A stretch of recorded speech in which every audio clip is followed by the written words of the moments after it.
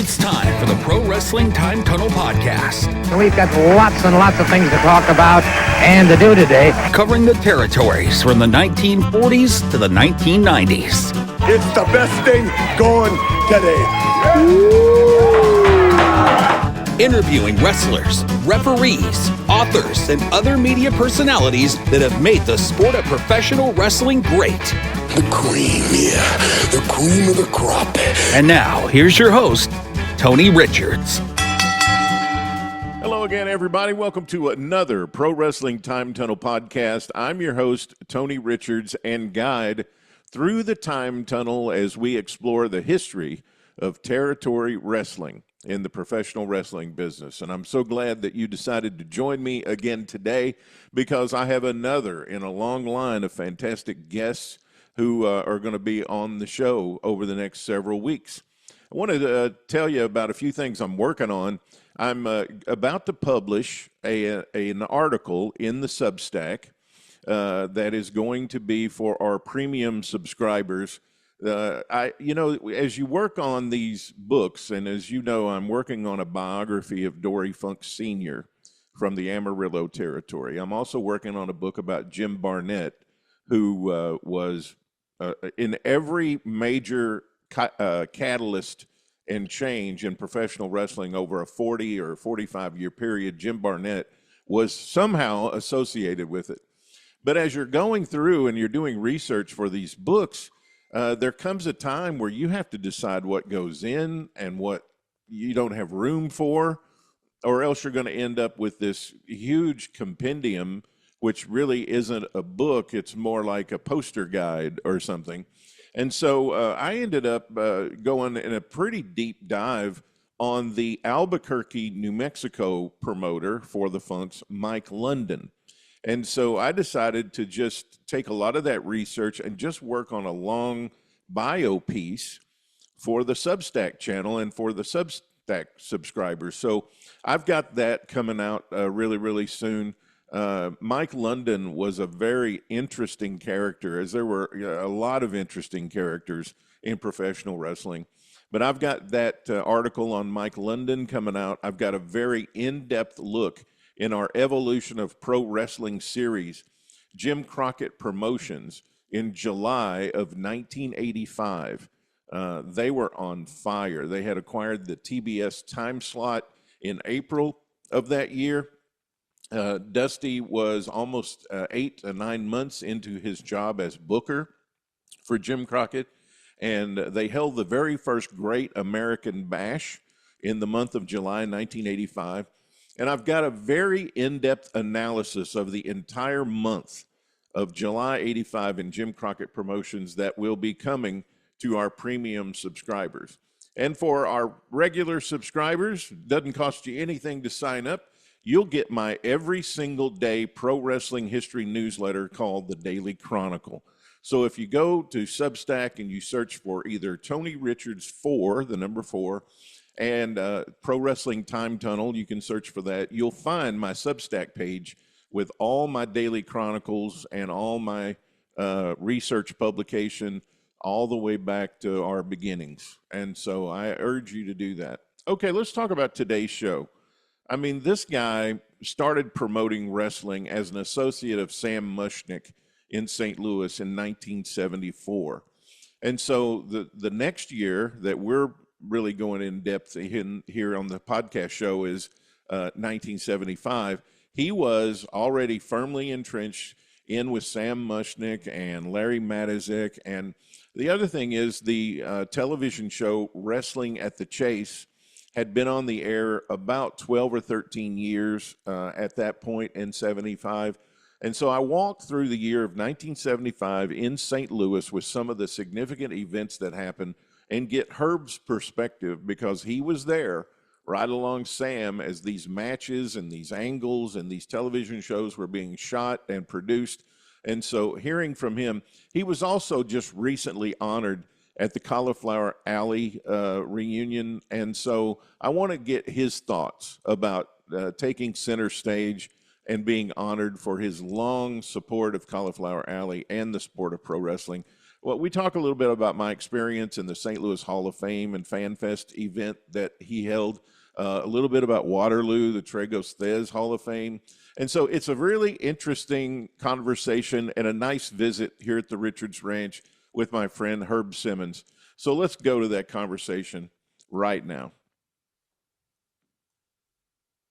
Hello again, everybody. Welcome to another edition of the Pro Wrestling Time Tunnel. I'm your host, Tony Richards, and I'm joined today by my dear friend Herb Simmons, SICW promoter in St. Louis and Southern Illinois, and we have gotten to be good friends this year. And we like to touch base with each other. We see each other at all these wrestling events and everything, and I wanted Herb to come back on the show and talk to us about several things. Herb, welcome back to the program. Well, Tony, thanks for asking me back. It's always a pleasure to be on and talk the business with somebody who has and shares the same passion that I hope I do. Yeah. And you're right there. You're at that top of the list. I follow your programs, your episodes in the time tunnel. And I mean, it takes you back into a time tunnel. Yeah, and we're fortunate to have people like you to come on and help us go back there that actually lived through it. And I want to talk about some St. Louis cards from 1975. But first, let's go back to our Hall of Fame ceremony this year and your big fan fest that you had. I had a great time there. That event was a success, huh? Yeah, and it was unfortunate. We had the tornado come through there, Yes, which I think put a little damper on it, which, our heart went out to those victims. I mean, they're still trying to clean up. It'll be several years before the St. Louis overcomes that. So, our heart still goes out to all those that were affected by that, the loss of lives. But, the show went on. We had great fans from all over, like we did for the first two Fan Fest. This one here was special because it was the third one.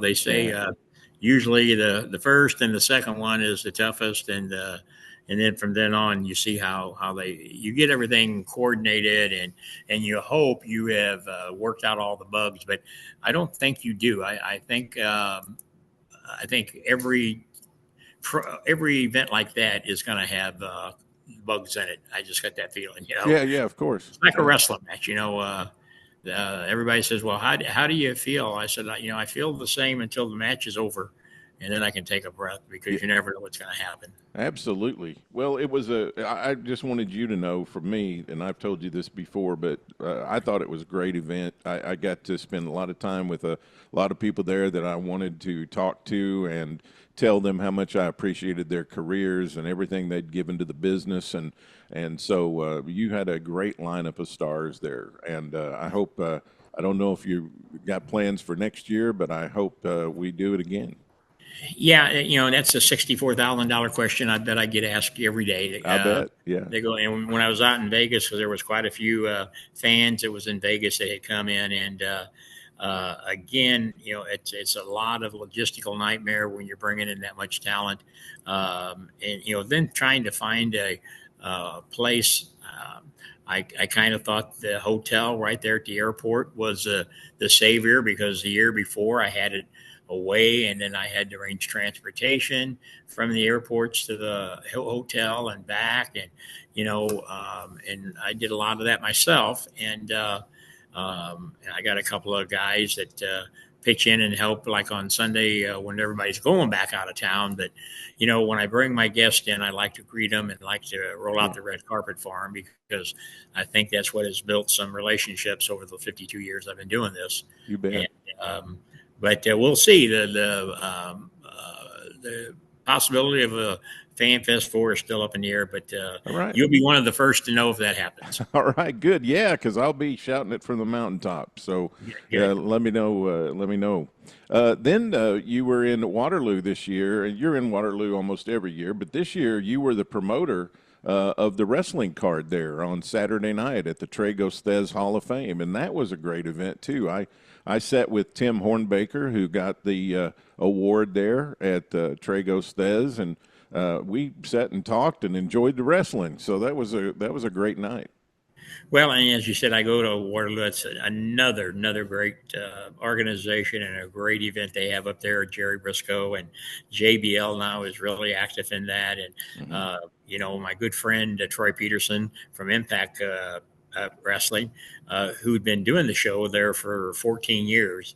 And basically how I got to do the show this year was Troy wants to take a break after 14 years. You got to take a breather, and plus he runs all those other shows. So they asked me if I would be interested, and of course, Jerry and I go way back, and it was the least I could do, because every time I called him to come in for something, he drops what he's doing and comes. And but the fans in Waterloo, Thunderbolt Patterson, who I'm bringing in here in early next month. I sit there and get to talk with him about the old days, and it's just I want to say it's a slower pace than Vegas, of course, and I like that sometimes. Mm-hmm. You get over in your little corners and you get to talk, and but yeah, I love Waterloo, and then putting the show on, and then I got to say that the feedback that I got from fans in Waterloo, Iowa, was just overwhelming. The way it was laid out, we had the Central States title on the line for the main event, and James Jeffries just takes the crowd by storm on any card he's on. And of course, he was against my champion, Glenn Williams, Big Nasty, and young man that graduated from Cowboy Bob Orton's training academy here for me. And that was a great matchup, and I think it was a great match. But then when you got people like Bill DeMott there, JBL, the Boogeyman, they all played a part, and I had fans coming up to me before I left that evening and saying, please come back. And I'm the type of guy that if Troy wants to come back in there next year, I'm going to help him whatever he needs, because that's his venue. I don't step on other promotions venues unless I get invited. Yeah. And, now, if somebody invades my footprint, then that's a different story. I don't want to take my kindness as my weakness. Yeah. Well, it was a great event. We got to see the Central States title there being defended in the main event, and we got to see Jerry Briscoe's son in a match there. And Wes, I mean, what a great guy, and I mean, why he is not on the bigger stage, I'm just not sure. I don't know, because I mean, he can get in there and he can give you 150% or whatever you want, and but he's a big favorite there in Waterloo, Iowa. Well, of course, I'm a supporter of your St. Louis Hall of Fame, and I'm a supporter of that Hall of Fame, and we're looking forward to hopefully both of those again next year. And then you were honored at the Caulflower Alley reunion, and so tell everybody about the award you got there. Well, the Caulflower Alley Club is really dear to my heart. It has been for many years. I've really helped promote it. I'm the quote ambassador, fan ambassador. I try to recruit as many of the boys that I can, and because I tell them that it's such a great organization and they've helped so many people that's been in the business, and you have no idea how much that helps until you really need them. Absolutely. And I refer to them as a supplemental insurance policy, like the Aflacs of the world, for a small fee. I think if you figure it out on an annual basis, about $3 a month.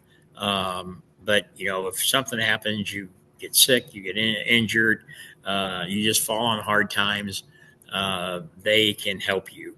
And that's what they are there for. And they have helped so many people that it actually gives me chills when I hear some of the stories from the recipients that will call me and say, hey, thank you. They helped me. Darla Staggs, my dear friend, is the benevolent coordinator.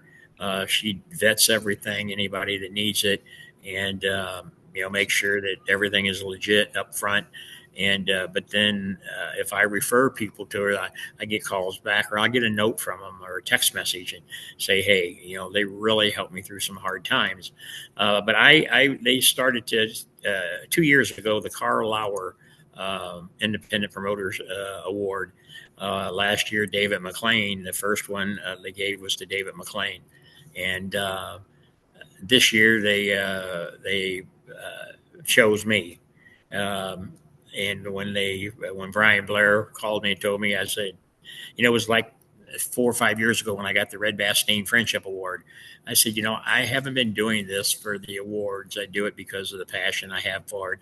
And I want to hopefully leave something that's my son or whoever takes over when I'm out of it, that they can continue to build, because that's all I've done is built on the foundation that was provided for me. But I told Brian, I said, no, yeah, I don't do it for that. This was for the Friendship Award. And well, finally, he called me back and said, hey, come on, you do it. I said, okay. So when I made my acceptance speech that night, I'm sitting there and I'm picking out all the boys, Sergeant Slaughter, everybody that was out there. And I'm telling stories and thanking them what they done. And I'll never forget it. As I got ready to get off the stage, Brian come up to me and said, hey, you SOB. He said, this was about you, and you're sitting here giving us all the data boys and credit. And I said, but that's how you do it. Yeah. It's not about one individual. And so this year, Carl was a good friend of mine, dear friend. He used to come to my shows. He turned out, ran shows in California. Him and Harley Race teamed up together and had their promotion for several years. But Carl and I were friends, and then he was one of the Missouri State Athletic Commissioners, and I would go to shows from other promotions, ACW or Newbury Wrestling down in southern Missouri, and he'd be there, and I would sit with him, and we'd chew the fat and talk about the old days of St. Louis, and so when Carl passed away, I went to his funeral, and that's how good of a friend we were. And so to get told I was getting the Caulflower Award this year was really special. But again, I think I thanked everybody that I could, because again, that's what it's all about. I can't do it by myself. Yes. And of course, my guys in my locker room, I got the greatest locker room. I got guys that was trained by Harley Race in there. I got some great generals. And the night of a show, I go in there at the beginning. I thank them, and I got a booker that runs everything. And it's kind of standard. If I come back in the locker room any other time throughout that night, something's went wrong and I'm not happy. But that very seldom happens. But because I let my booker and my generals, I don't want to undermine them. But yeah, Las Vegas, special time. In fact, my boss, who for my day job, actually flew out there for just my award ceremony. And when he got back, I don't know if you can see it. It's actually a poker chip. It's got Look at that on it, and then on the other side, it's got the picture of me standing up there, getting that. So that's awesome, man. It's things like that. My boss is my best friend, and he, like I said, he took time out of his busy schedule to fly out there to be there. And we had 3 or 4 tables of SICW people there. I try to take out as many people as we can to support that organization. Because they don't have funding other than through their membership, or they get a corporate person every now and then to kick in. Mick Foley is really helping out now. He just raised him about $25,000 this year. I was honored to be there because my name's on the same championship belt that all those other award winners were that night, right there with Mick Foley, So there's 2 of those belts out there now that somebody's got that's got the name Herb Simmons on them. So wow. I don't know if that means anything to them, but I was happy to be a part of something that the Caulflower Alley, because it's so close to me, Yeah, sure. Well, I enjoyed your videos. We followed you all the way out there in the RV, and we shared it. We shared it in the Time Tunnel group, and all your video updates and all. It was great. Yeah, my family came up with that brilliant idea. Usually, I fly out, and my wife said, "No, I'm going to go this year," and my sister and my son Jason and daughter-in-law Christy and my good friend from work, my assistant director, I said, look, I'm not, that's a 30-hour trip. Well, I thought if you ever want to get into another business besides wrestling and have another add-on, you could make a new vacation movie. I was thinking. But I'm telling you, You it take was. your whole family out west on a vacation in an RV. Yeah, I said, look, I said, this is crazy. I'm telling you. Oh, we'll handle it. You won't have to drive, because I've been driving all my life, from Sure. I love fire driving. trucks, to police cars. I had a towing business. I had an ambulance company for 35 years. So I've been driving, and I'm drove out basically. Yeah. I don't know if I will next year or not. It's a little bit farther than it was when I lived in Columbia, but I drove up to Waterloo. I just like driving. I enjoy and it. again, my wife and I always drive to Waterloo. It's a nice trip for us. It's about 5 hours for us. Mm-hmm. But the RV was nice. I mean, you could get up if you wanted to and move around. Of course, I got bad knees, but we'd stop and have to get fuel, especially going through the Rockies. You only got about 5 miles to a gallon, Yep. But no gas stations really around in a lot of places. But it was just fun and that's why I said I'm going to do some live updates and if somebody wants to see them, fine. If not, they can delete them or whatever they want to do. But I've had a lot of people tell me they follow this. And we did. Yeah, we did. it was great. Another thing lately that I've noticed was you promoted a series of cards where you had Tommy Rich in, and in Southern Illinois and down in the southern part of the state not long ago. How'd those cards go for you? Good. Tommy's a great friend, and anytime I can get Tommy on a card, he sells tickets, and that's what we try to do. When these nonprofit organizations, that's 95% of what I do. I got a show I got a show tomorrow and then Saturday, and they're both for nonprofit organizations. They do their annual fundraisers, and when they say, hey, we'd like to bring in a legend. And so depending on where they're at, like Tommy, I know he's really popular in that Southern Illinois area because of across right there at the border, where him and Lawler and Bill Dundee and close to Evansville. Tojo, Evansville, because those guys all work for me. Tojo Yamamoto, Gypsy Joe, Frank Morrell, back before he became a referee, Of course. they all came up here and worked for us. And so I know that area is where he's really hot at. Yeah. Like tomorrow night, I don't know when this airs, but this weekend I'm taking Bob Orton down to Southern Illinois to a place called Ridgeway, Illinois. And but Tommy he's a hoot. I'm telling you. When somebody says, let's get fired up, you can bet Tommy Rich is in the house. Yeah, I know where Ridgeway is. That's not far from Metropolis. Bob Orton, he's Bob Orton Jr., you mean? Bob Orton Jr. He does a lot of training for you, doesn't he? Yeah, Bob and I have been good friends for many years now, and his whole family. And, of course, Fan Fest 2 is when I had him inducted into the St. Louis Hall of Fame, and Randy actually came in and did the induction for us. So that's a topic that people are still promoters have called me from around the country saying, "Man, how did you get Randy? You think we could get him to come in here?" And I said, "Well, if you induct his dad into the Hall of Fame, but and then they don't realize or they don't know, but I was part of Randy's first match before he went down to OVW. We gave him his first shot at South Broadway Athletic Club. I'll never forget when Bob called and said, "Hey, the boy don't think I can teach him anymore." He said, "You got anybody can show him some more of the ropes?" And I got a young man who's still with me now, the Night Train, Gary Jackson. Got his nickname, the Night Train, from Bruiser Brody, and another guy named Ron Powers, Danny Boy, who was my first champion.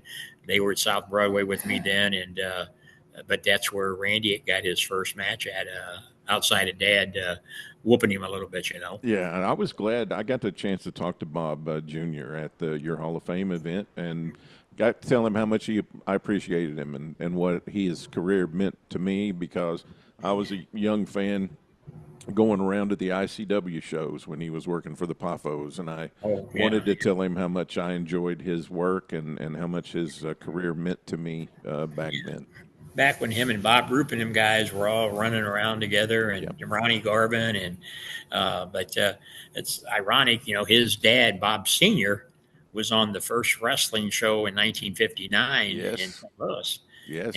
And of course, now here's Bob Jr. and then Randy. And I told Randy, in fact, I talked to him periodically, and when he gets ready to retire, I'm going to induct him into that St. Louis Wrestling Hall of Fame, because then I'll have all three of them in there. That's great.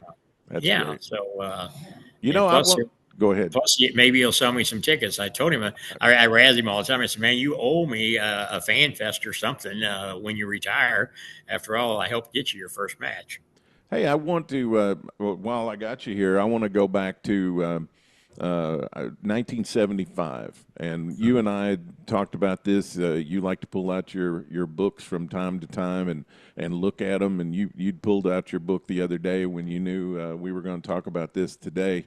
What kind of year was 1975, Herb, to the best of your memory? Oh, it was, it's a hot wrestling. I mean, Sam Muchnick always told me you could predict wrestling over a period of several years. It's like a roller coaster. Mm-hmm. And I'm afraid to say it, but I think we're at the top of that roller coaster again, because wrestling is hot right now. It is. I mean, it is hot for several years, but he always said you got to be careful, because what goes up must come down. Mm-hmm. And I just hope if we are at the top. I mean, I saw people talking the other night about one of the bigger stages that there's no stories, there's nothing. It's just wrestler A against wrestler B, no rhyme, no reason. But 75 was, you had people like Kowalski. And I bring his name up because he was one of my favorite heels. He was known as that punch kick heel. Yeah. And, when you had him in the ring against Yukon Eric or somebody like that sort, you had the Funks, people like that coming to St. Louis. In fact, that first card in January of 75, I think it was, I told you, mm-hmm. You had Kowalski Faces Funk. Yeah. And so the fan, and what I liked about that, Tony, is that people didn't just show up to the Kiel Auditorium not knowing what they were going to see.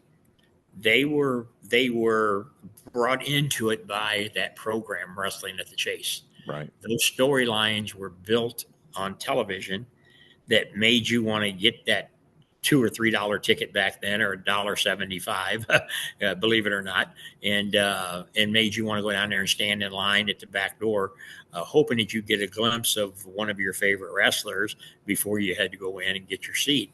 But and I think that's what a lot of it misses nowadays. There's no story, and there are fans that don't care. My fans like to be brought into it. They like that want to sit and watch like our Days of Our Life or As the World Turns. They want to be a part of it. And they like the story. In Vegas, when I told the story in Vegas, I think I talked for 40 minutes. Normally they say, oh, you got 3-4 minutes. And I made a joke. I got up there and took my coat off and said, I told Rich England, turn that stopwatch off, because, and this is what I told him. I said, look, it took me 30 hours to drive out here. It took me 2 or 3 minutes to walk up here on the stage. I've been doing it for 52 years. When I leave here tomorrow, I got to drive 30 hours back home. That's right. So how do I put 60 hours of travel plus 52 years in the business and narrow it down to 3 or 4 minutes? Ain't going to happen. Right. And so everybody laughed. But I told the story of a 9-month storyline that we had done. And I don't know if you saw it. We played it on one of our Sunday night shows. It involved Haku, yes. The Barbarian, Telecon, mm-hmm. and some of my former champions, and Devastation Incorporated. That's when you almost lost the promotion, right? Yeah, they were gonna take me out, and they tried buying my wife and sending her bracelets and Stephen E. and so they were there in the audience. Even Stephen E. showed up, and I pointed him out, stand up, or here's this almost 7-foot guy himself with a big gray and white beard. And so I think I did a pretty good job of recognizing all those guys. Haku couldn't make it this year. I was hoping he'd be there because I even made the joke that he didn't show up this year because the year before I outdrank him. And I said, but don't tell him that because it's my story. I get to tell it, but I wouldn't say it if he was here, you know. Yeah. So, but that was a 9-month storyline that we told, and people bought it. You know, they stood at the door and just loved it, and that's true wrestling fans, you know. Well, I think sometimes we get the wrong end of the stick going when we talk about the business, because people say the business has changed.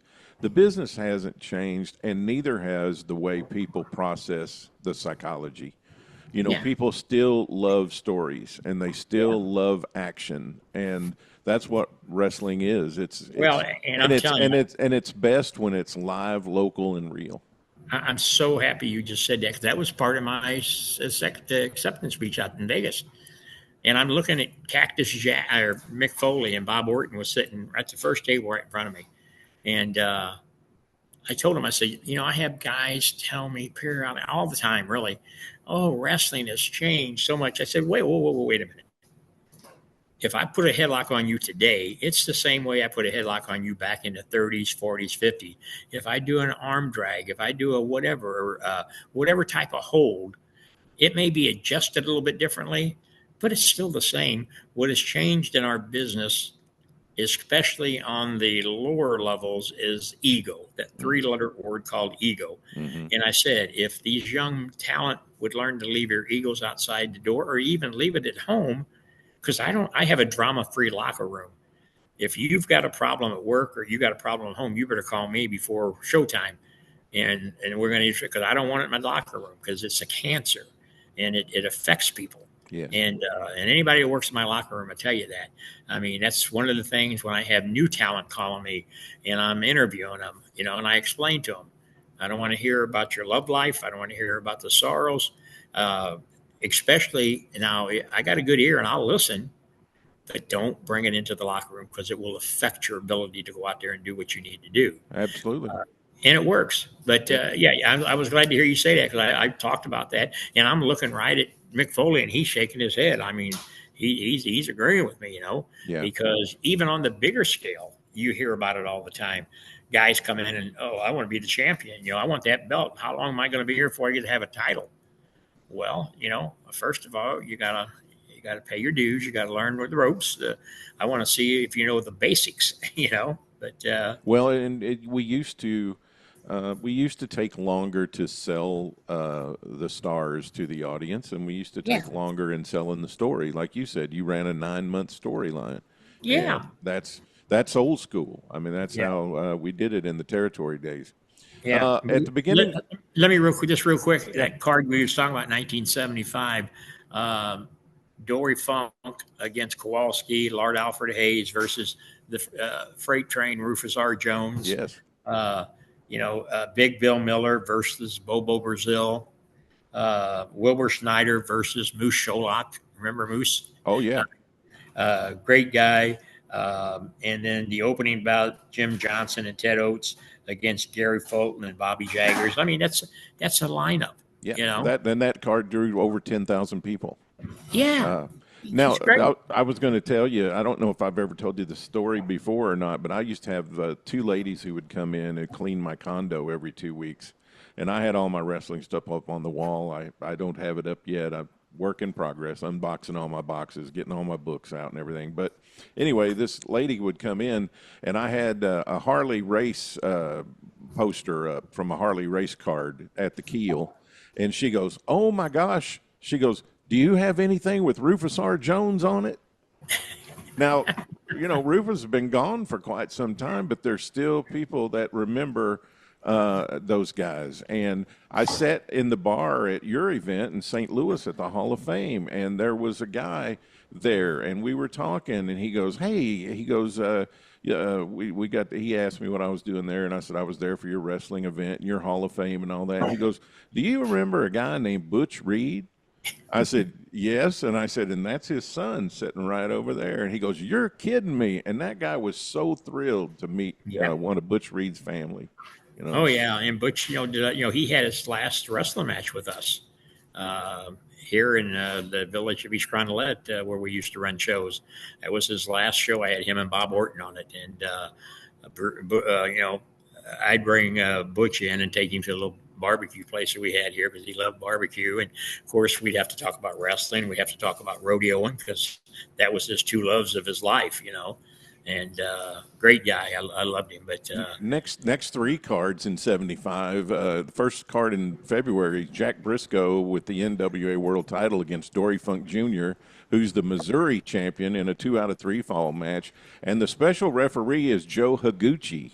If you've ever watched Japanese tapes, he's the bald-headed guy in the orange jumpsuit who's the referee. There. And then Harley Race and Lord Alfred Hayes against Bobo Brazil and Pat O'Connor on the undercard. I mean, my gosh, that was the match of the 70s, Jack Briscoe and Dory Funk Jr., man. Oh, everybody wanted to see that. I mean, anytime you had those guys on a card, you knew you were going to have a great one.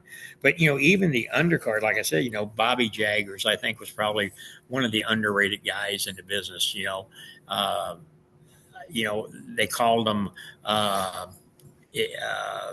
jobbers. I call them enhancement workers because I still believe that without a good enhancement worker, you don't make the stars. You don't make the guys. The Bob Browns of the world, the Mike Georges, Roger Kirby. Roger Kirby, another underrated individual. One of Harley's favorite guys. One of us, yeah, I'm telling you. But and then you look, Gene Antone and Kathy McCoy, Betty Nicolai. Oh my gosh! I mean, I wish I had $1 for every time Betty Nicolai and Gene Antone worked against each other. Oh, yeah, you'd be rich. I mean, they were fantastic. I mean, I just had a chance to talk to Gene Antone's daughter not long ago. Oh, yeah, that's great. Man, they were fantastic. But that card, it had Giant Baba on it. Mm-hmm. People wanted to be there to see the Giant. So that's one thing I got to give Sam credit for, and I mean that's what I learned a lot from him and Larry both is build it up to give the fans what they want. If the fans don't buy into it, then you might as well stay home. Yeah. Because if you can't put the butts in the seats, you can't pay the bills.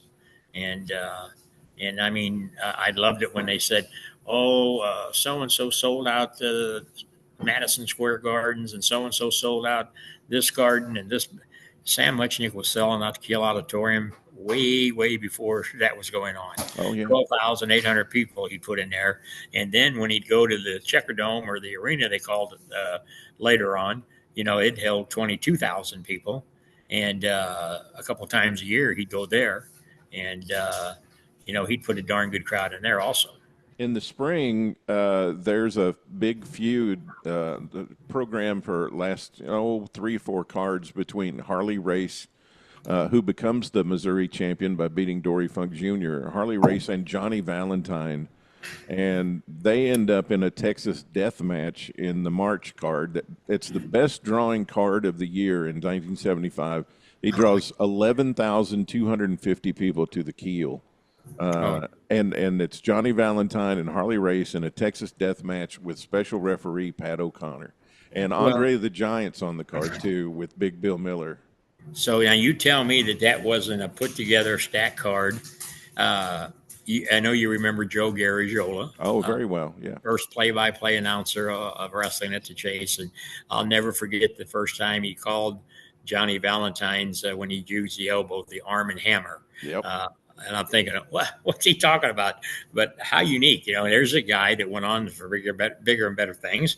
And of course, then his brother comes in as the ring announcer, Mickey. Yeah, it was just a week or so ago. We honored him in our RIP salute. It was the day he passed away about a week ago. And, I had a tear in my eye a couple times during the Hall of Fame ceremony when you were there and everybody was getting inducted. And it was Greg Valentine got inducted into the Hall of Fame this spring. And when the plaque got handed to him, he looked up to the ceiling and put one finger in the air, and he goes, "Thank you, Pop. This is for you, Pop." Yeah. And I'm just like, "Oh my Greg's gosh." another guy. Yeah, he was out in Vegas, and because that's where he lives, and him and I had been talking like the month before, off and on, and he wasn't going to be able to make it. And then I told him, I said, I wish you'd be there. I'm getting honored. And he said, oh, well, I'm going to be there.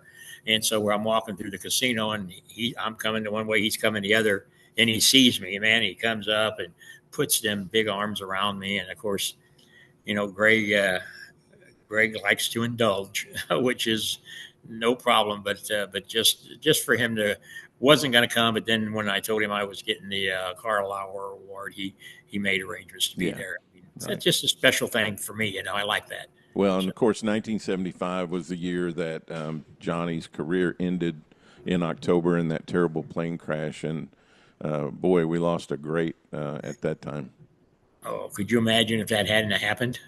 I mean, the sky was the limit. I mean, with him, I tell you, it just unreal. But 75, and that was the era, and I'll be honest with you, if I could go back, I'm not so sure that wouldn't be that time period that I wouldn't want to go to, just to relive all that again, Andre and the times that Sam would bring him over to Jack English's little bar in Belleville, Illinois, because it was a secluded place.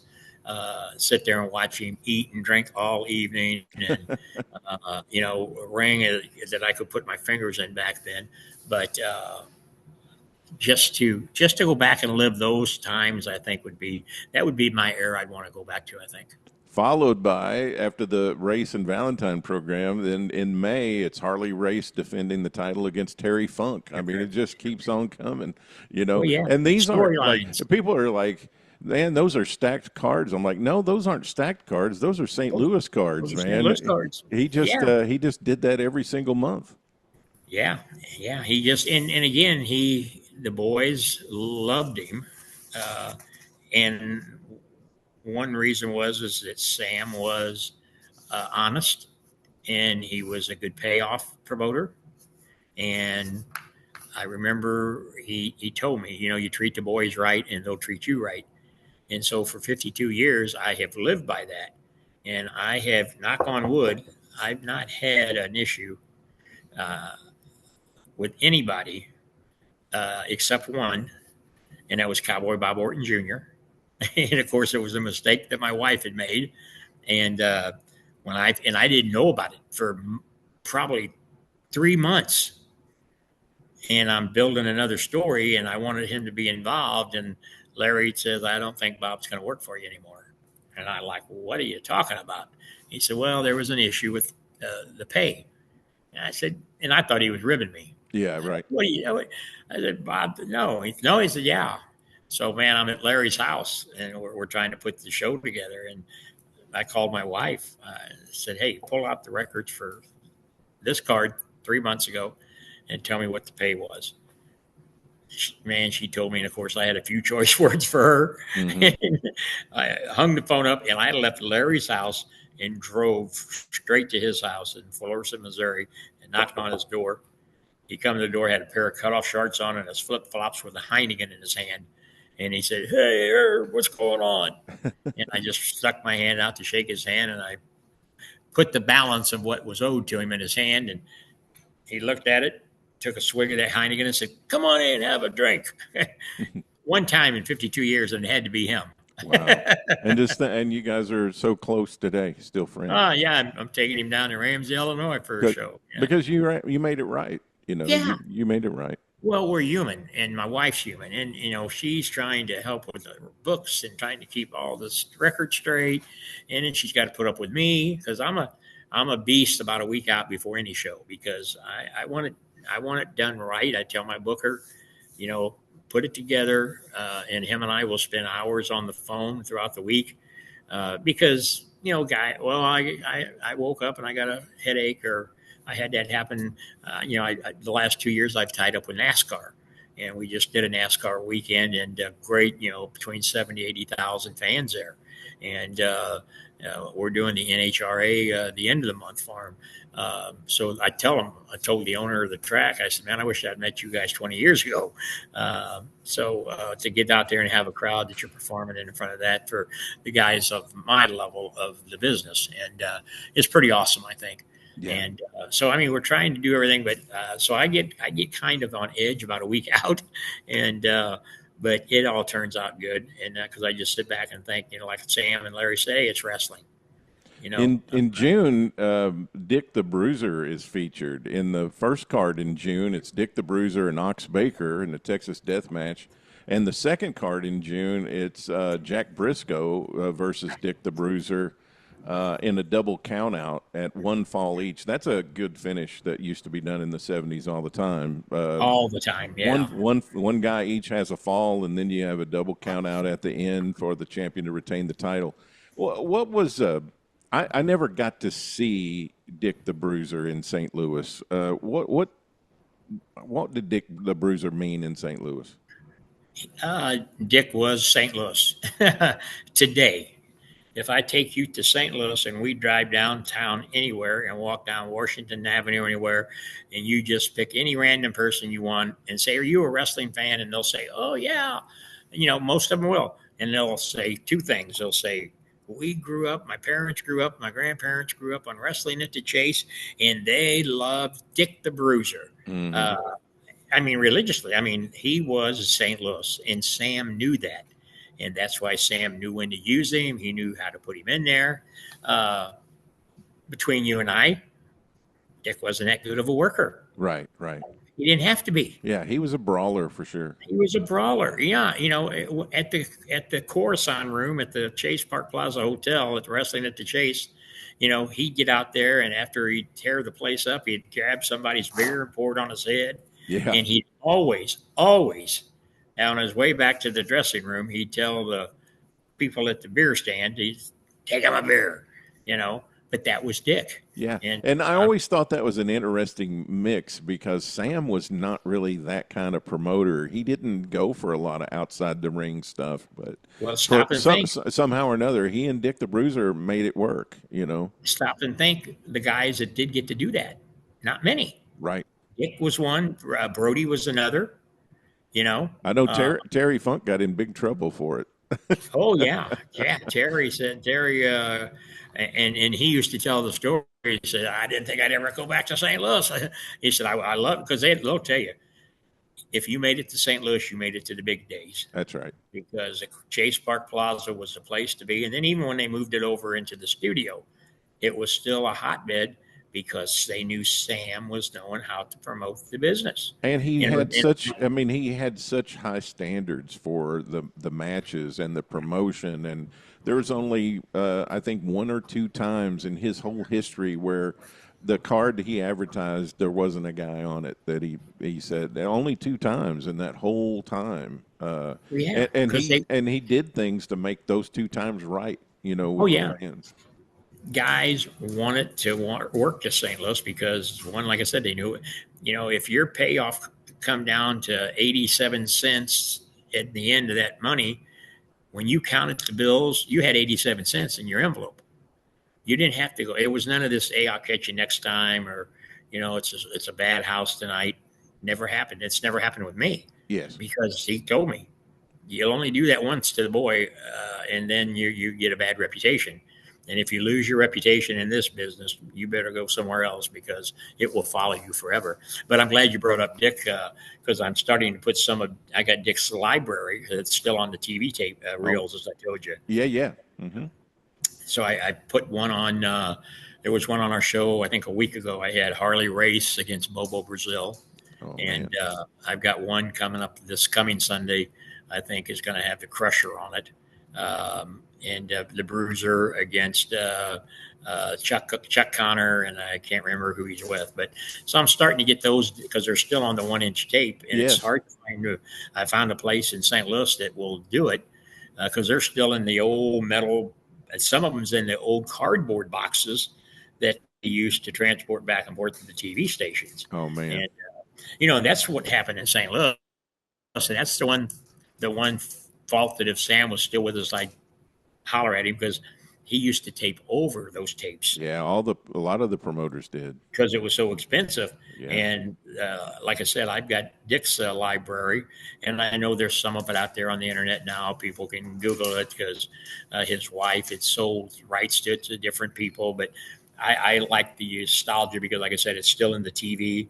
It's got the dates that it was delivered to the TV station on it. And so, I mean, I got a bunch of that. So I joke all the time and say when I leave this great earth, my wife is going to have the biggest bonfire ever, and because she ain't gonna know what to do with all of it, Yeah, sure. Well, there's a lot of us out here that want to make sure that we go through all that and make sure that gets preserved. So let's don't have the bonfire. Yeah. Boy, that Sam not having cards in July, that goes back all the way to the beginning, doesn't it? I mean, Oh yeah. He always would take off, and and they would bring shows in from around the country. He again. That's the other thing that I don't do. I run all year round because I don't lose the fan. I want to, because I don't have a syndicated TV show. Sure.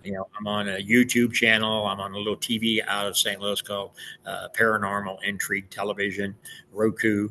And so it's different than being on what he was on KPLR. Yeah. Which was one of, if not the largest independent TV stations back in the day. And he had a captive audience with that. But he would take off those summer months, and then that's why I get in discussions with people. They say, man, I remember seeing Andre the Giant at Wrestling at the Chase. And I'd say a couple of times, no, Andre was never at Wrestling at the Chase. Oh, yeah, I saw him wrestling at the Chase. And then now I just get to the point where I don't even argue. But Andre was too big. He could not get in the studio of Wrestling at the Chase. They would see him when they would send tapes in from around the globe of him coming to the Kiel Auditorium. Sure. He never wrestled at the Chase. They saw him on the show, but they didn't. On the show. Yeah. They didn't see him at the Coruscant room or at the TV studio. And so now I just say, oh, yeah, he was a great guy. But well, when Sam was running back in the 40s and 50s, when the original Sportsman's Park with the St. Louis Cardinals, I mean, if he were drawing 10 or 11,000 people, that really put a hurting on people to decide if I'm going to go to the Cardinals game or am I going to go to wrestling. And he didn't want them not to go to the Cardinals game, is what I heard. Is that he wanted the Cardinals to do well, and he wanted to do well, and so he took off a lot of the July baseball season. Well, because Sam, he was a sports writer, and that's where he made a lot of connections in the sports industry, and he took care of a lot of the sports players and wrote good articles on them, and he was well respected. Of course, in St. Louis, he was next to godliness as far as I'm concerned. But then globally, I mean, look at the respect he had from around the world in the NWA. Oh, of course. Yeah. I always referred to him as a peacekeeper. I mean, I can tell you on different occasions when I would go to the office with Larry, Matt, because Larry started working for him when he was 16 years old, sweeping the floor, emptying the waste can. I walked in there one day and there's Big Thunder sitting there early in the morning. Big Gene. Oh my gosh. And I'm going, you talk about a kid at a candy shop. I'm thinking, wow. Another day, Bill Longston is sitting in there. Oh man. And Sam told Larry and I, what you hear in this office stays in this office. And all the cabinets he had in there, file cabinets, he said, you can go through them. Nothing leaves the office. And like I said, mum's the word. And now I have everything that was in those file cabinets, the 3x5 index cards that everybody who's ever wrestled in St. Louis, I can tell you their win-loss record, the dates, their weights. And they were on those little recipe cards like Grandma used to make her recipes on. That's the way promoters kept up with their network back then. And it was all with the typewriter. They typed it all on there. And if they had anything special notes, they'd type it on the back of them, That was their computer. It even got down to the part where on a lot of them it had the announcer had a checkered jacket on, or he had this type of tie on. They would type that on there, Yeah. So, which I'm glad, because to me, that's historical knowledge. Oh, man. Like I told you before we went on the air, when I do get some time, I just get out those books and I just start going through them, or I get out some of the tapes and put in a tape of Dick the Bruiser against somebody, or Ric Flair against somebody, or Bruiser Brody. Of course, he was my all-time great friend, and I can sit and watch him hours on hours. Well, I'm glad you brought up the NWA, because 75 is the year that Sam retired as the president, and no show in July, but in August, right after the NWA convention in 75, where he retired and Fritz von Erich was elected the president, Jack Briscoe had a match with Giant Baba, in a 2 out of 3 falls match. Lou Thesz is a special referee.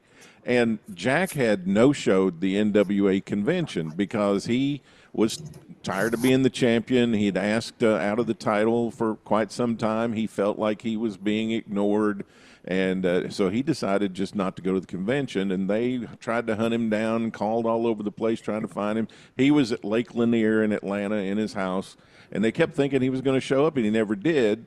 But then he comes to St. Louis here and has this match with Giant Baba for Sam. Was there any heat with Sam and Jack after that in the locker room just a few days after the convention?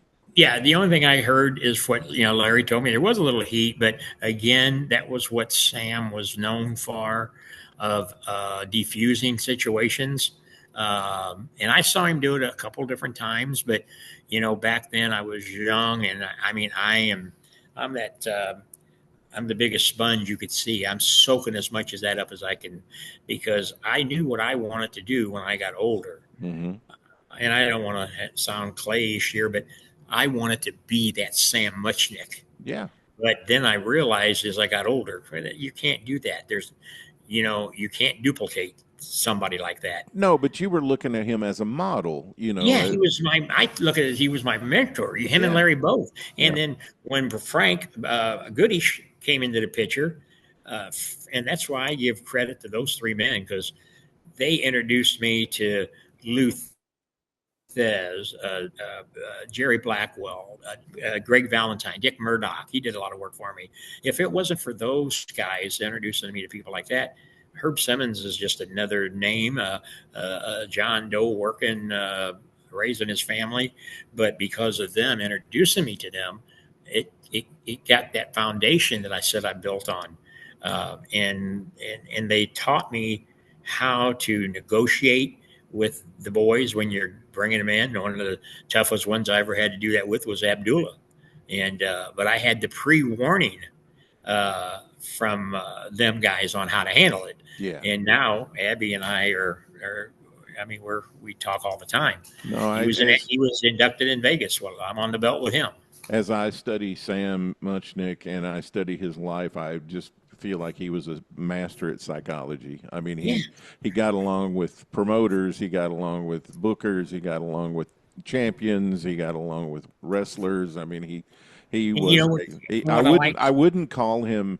I think politician is too negative of a word, but he was a master at human relations. I guess I'd say. Well, and one of his best friends back in the day was Congressman Melvin Price. Congressman Price used to be at quite a few of the shows. He had his permanent seat right there at Kiel Auditorium. In fact, he was at Sam's retirement party.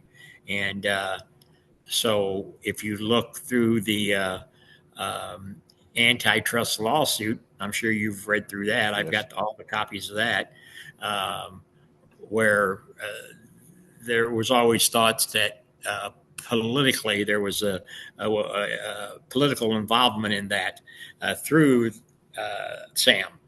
But Sam, as I said, was that peacekeeper. But what I saw him do is what was best for the business, not necessarily what was just best for Sam. I mean, I've told people that the way I described it is Sam. He had a pie, and he would cut that pie up equally between the other promotions. And if there was a sliver of pie left, he still slivered that up. He didn't take that little sliver and put it in his pocket. Right. And I think that's why he may have not liked some of the promoters, but he respected them for the business and they respected him. I mean, that was the one thing people. I haven't saw the Von Erich movie that came out. Neither has Kevin, but I've had people tell me different things in there that they tried to portray Fritz didn't get along with Sam. Well, yeah, I mean, were they in bed together? No, but they respected each other. Yeah.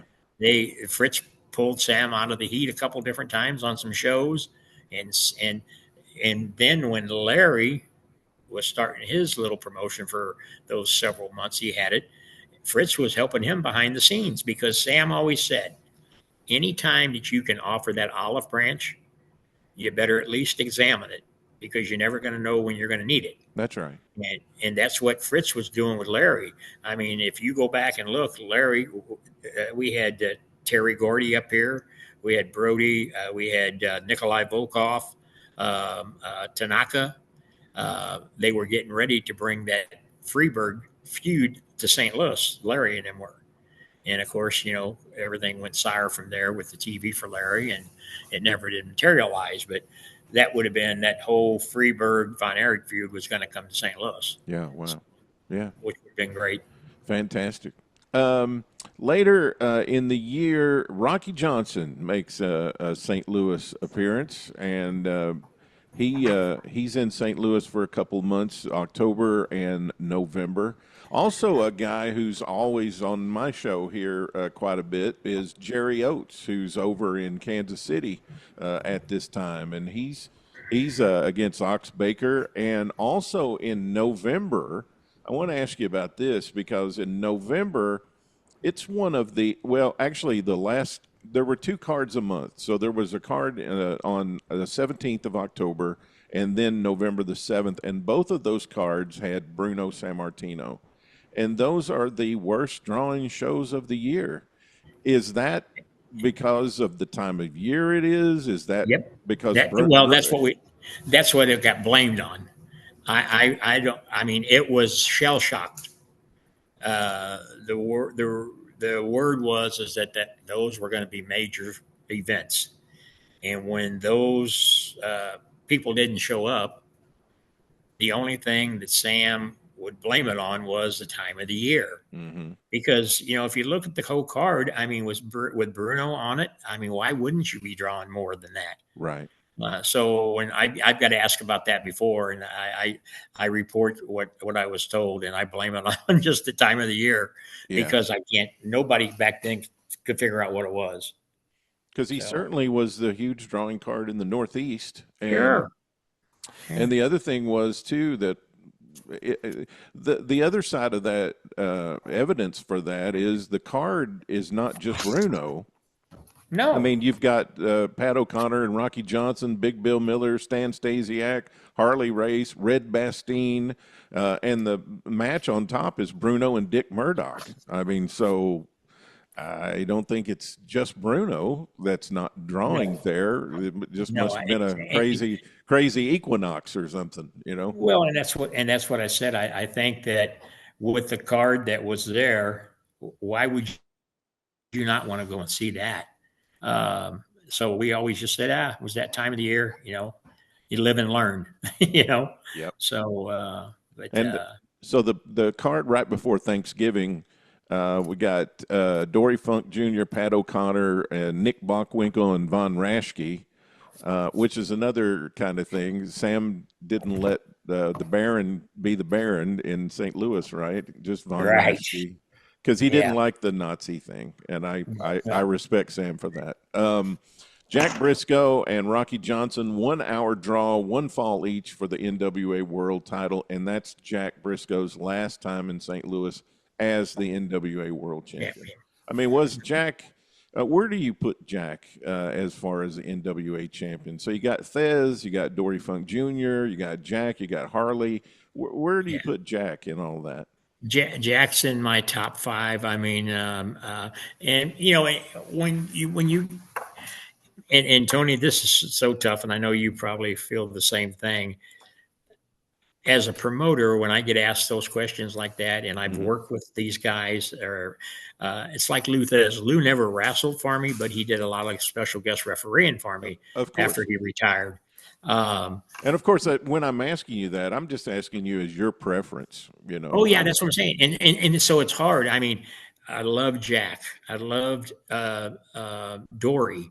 Harley, one of the greatest of all times. So when people say Harley Race was my favorite, then they say, but Jack Briscoe was great too. It's hard to pick. It's like the Mount Rushmore. How many times have you heard people say what their Mount Rushmore was? Oh, I don't ask that question. I don't think you can do 4 of anything. There ain't a big enough Mount Rushmore for me. Right. Because, I mean, like I told you, at the beginning, Kowalski was I loved him as a heel.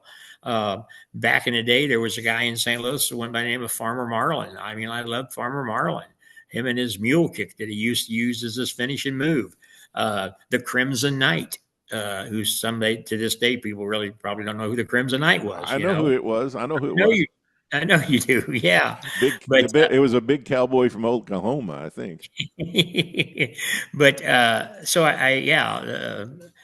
but Ox Baker, I remember when Ox first come in, another guy that did a lot of work for me, and Bruiser's the one that, Brody is the one that brought Ox Baker to me. He brought Jerry Blackwell to me. Yeah. I mean, Ox, I was one of the last matches that Ox had before he passed away.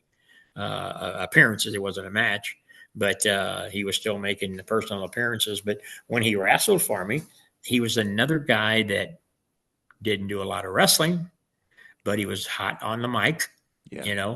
He could get things over. And I like to take those things almost like by decades. Like if I had to pick a top 5, it's like, okay, I give you my top 5 from the 50s. I give you my top 5 from the 60s and the 70s. Yeah. I think that'd be a lot easier that way. I think it's more fair. But to answer your question, Jack, especially in St. Louis, Jack was hot. But O'Connor, Pat was strong in St. Louis. He was strong almost anywhere he went to. Absolutely. But again, I think there was a time where Pat was just underrated. Also, I think he could have been a little bit higher up that chain sometimes. But Harley, Jack, Lou, people like that, Buddy Rogers.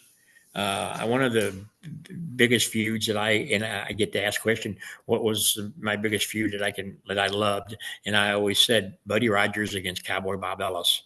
Yeah. For some reason that sticks out in my mind.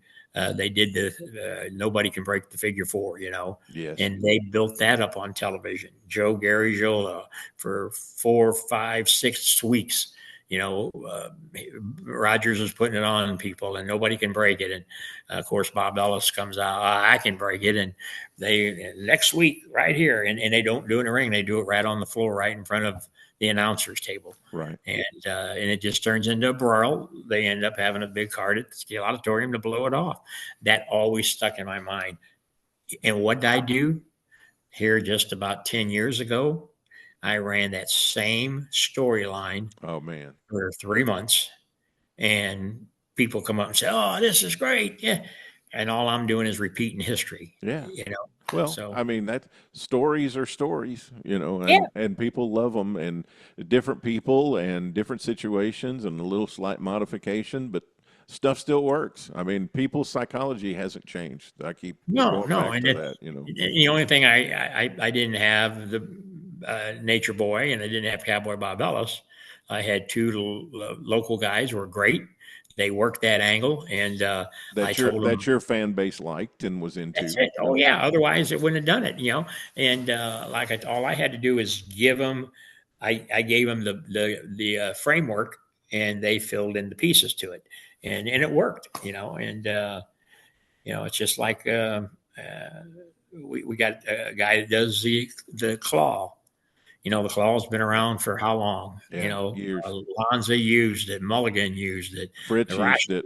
Fritz. Well, yeah, Fritz. It's one. I had this discussion at the NASCAR race we did.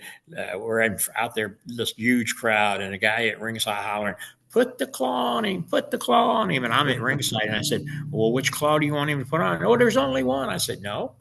Fritz called his the Iron Claw, and the Baron called his the Brain Claw." That's right. If you want to ever see a classic promo done by Baron von Raschke, check out it. I think it's on volume 9 of the Wrestling at the Chase tapes that we put out. And Larry's interviewing him. He's talking about why his claw is superior to the Iron Claw because of how it pressure runs down and gets all the way down into. It's a great, and he's foaming at the mouth, and one of the best promos you ever seen. What a great guy! What a great guy! Oh, and to think, he was in Waterloo. Yes, yeah. Absolutely. Yeah, even got involved in the match there. Sure did. Yeah, I got the picture out there. He's sitting next to me, and he puts that claw right on the guy between my legs. And not once, but 2 guys he put it on. Yeah, I was sitting there with Hornbaker. I said, I think the Baron is about to put the claw on somebody. You knew it was coming, didn't you? Yeah, there it was. Well, and Tony, the highlight of that night is he leaned over to me and he said, "Thanks for making an old man feel young again." Yeah. So yeah, he got the Impact Award there at Waterloo. So, well, Yeah, listen, great. Herb, I appreciate you spending some time with us today and walking down this Cards in 75. And I'm looking forward to coming to some of your shows over the fall and winter this year. And Anytime, come be my guest. And I want you to let me know just as soon as you know what's going on with next spring. So. Yeah, I sure will. And like I said, I really, truly appreciate what you do and the Time Tunnel. I mean, and I know there's fans out there that just love it. And it's a way to take them back in time and rejuvenate those memories. You bet. Herb Simmons, everybody, from SICW Wrestling. And stand by. We'll have more on the Time Tunnel coming up right after this. Well, I hope you enjoyed that conversation with Herb Simmons, who's gotten to be a very good friend of mine. I support live local wrestling. It's one of the things I really miss about the territory era is being able to go to wrestling every single week in a few miles away, and the intimate setting of just a few hundred people, or in some cases a few thousand people at the event. And Herb is still carrying on that same tradition today, promoting in and around St. Louis and Southern Illinois. And his event in Waterloo, which we talked about in the conversation, was really fantastic. And so he's still a link to the territory era of pro wrestling, and he's a treasure. And so I love having him here on the show and talking about those days, and also talking about what still works in pro wrestling today if we apply it correctly. Fans still want to see some of the things that used to happen in the good old days, we call it. And so I hope you got some of that from my conversation with Herb Simmons. Coming up here on the show in the next few weeks, Howard Baum is going to be making his debut. And we're going to be talking about Florida 1975, which was right at the beginning of Howard's fandom in professional wrestling. And as we go forward from 75 through 76 and the subsequent years, Howard is going to have a tremendous amount of stories to tell and experiences in the Florida territory. We're going to kick it all off with Howard Baum coming up here on the Pro Wrestling Time Tunnel. Also, my really good friend and historian colleague, Brian R. Solomon, who he told me he was being a lot more picky about the shows that he was going to do this year in promoting his book, Irresistible Force, which is a biography of Gorilla Monsoon. And I was so happy to hear that our show was one of the shows that he had already penciled in as one that he wanted to be on. So we're going to have Brian R. Solomon here to talk about his book, which comes out here at the end of September. I have my copy here. ECW Press was nice enough to send me a review copy, and I've started it, and it is magnificent. It's a fantastic work by Brian, and he's going to be here on the show in the next couple of weeks to talk about it. And another thing, I just want to let you know, it's going to be a few weeks from now, but George Shire, another one of my historian buddies, will be here to talk about his close personal friend, Red Bastine. And we're going to do a career retrospective on the life and career of Red Bastine, who was president of the Caulflower Alley Club. He worked in most of the major territories during the territory era, held most of the major singles championships and a few tag team championships, and was just an overall spectacular human being. And we're going to get that perspective from someone who knew him very well. So we'll be doing a Red Bastine tribute show coming up here in the next few weeks on the Pro Wrestling Time Tunnel podcast with George Shire. I hope you enjoy as we talk about the various personalities, the various territories, the various buildings and towns that used to be involved in the pro wrestling business during the territory era. Don't forget, the Pro Wrestling Time Tunnel is your home for history of the territory era of pro wrestling, and also that we are the fastest growing podcast on the internet. I appreciate your support, making us grow so fast. And we really appreciate every single week that you tune in and select and download and listen to our show. Thanks very much for the people who've given me so much feedback. It's helping us develop the show, make changes, and make it better every week we go along. So I appreciate you for that. I thank you for that. And come back again next week here on the Pro Wrestling Time Tunnel podcast. Thanks for tuning in to the Pro Wrestling Time Tunnel podcast. Tune in for another great episode next week, interviewing wrestlers, referees, and media personalities that have made the sport of professional wrestling great. We'll release a new episode soon. Don't you dare miss it.